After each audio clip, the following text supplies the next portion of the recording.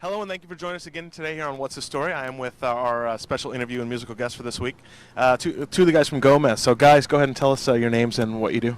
Hello, I'm Ian. I sing a bit, play guitar a bit, play a bit of bass, bit of drums, bit of keyboards, bit of anything, really.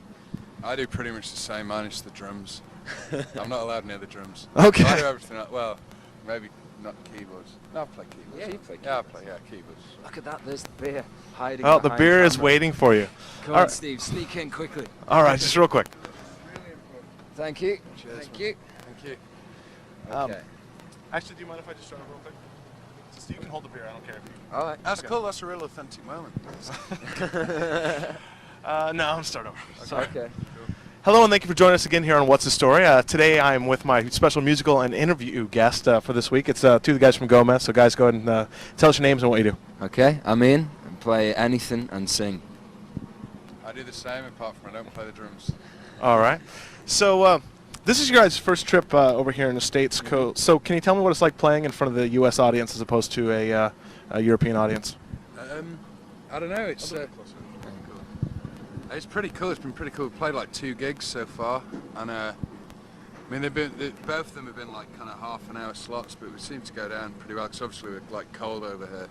But you know, we're warming people up a bit, and just be nice to stretch out tonight. You know, just play for an hour or so, an hour and a half, something like that. Really get a chance to, I don't know, play a bit more, I guess. Take things a bit further rather than just going song, song, song, song, song. All right. So right now you guys are on tour supporting for your first LP, and I just had it in my mind a minute ago, and I'm sorry I don't remember what the name of it. What is it? Bring It On. Bring It On. So I know that you guys recorded this album before you had ever played a gig in front of people. So how is it writing for yourself and then having it brought over to people after they see you live? I don't know. It's cool. You know, we just recorded it for a laugh, really, rather than for general consumption. But, you know, when the general consumption arrived, it was a good thing, you know, and everyone seemed to really be getting into it. So we just had to figure out a way of taking our studio nonsense and trying to make it so that, like, we could actually play it at the same time, because it was all done before we played live. We didn't really know exactly what we were doing when we first started out. You know, it was very messy and pretty limp, but, you know, we've honed ourselves into a killing machine live nowadays. All right, so I know that you guys have been getting just a whole shitload of great press, like from NME and Melody Maker over in the UK. Yeah. So how are you guys dealing with that, since this is a pretty new band? I don't know. It's pretty confusing, really. You know, and you've just done this in a garage or whatever, and in a bedroom, and then it gets released, and then people like it. It's like quite surprising, but it's been cool. We managed to kind of, just keep coasting, just keep level head, and when you're busy all the time, it's not. Yeah, it's very rare that we actually get time to like sit back and go, oh, this is where we are now, and this is what's happening to us. It's just kind of like, you just really take things on and don't really think a great deal about it, you know. Otherwise, you probably end up going bonkers, so that's not a good idea. All right, so over here in the States, you guys are on Virgin, and I was wondering, how did you guys actually get hooked up with the record label if you weren't recording this for actually anyone except for yourselves? Well, it was... Oh, you want to go? I'll have a go. Yeah, you know, it was just with this tape that I gave it to a mate of mine who then passed it on to a few people in London.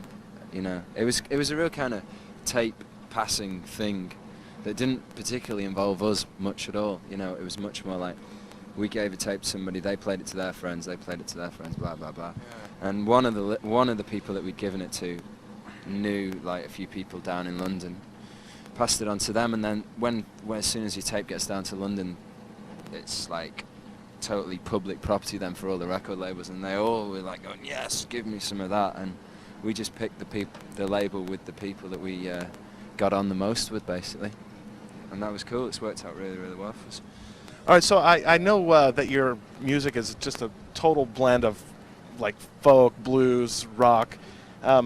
How is it finding a bunch of guys that are into playing the same kind of music as you are? It's easy. You just go to the pub. You know, everybody in England spends most of their lives in a pub, and most people in a pub really like music, and you just find people who are, got the same record collection as you, basically. Pretty easy.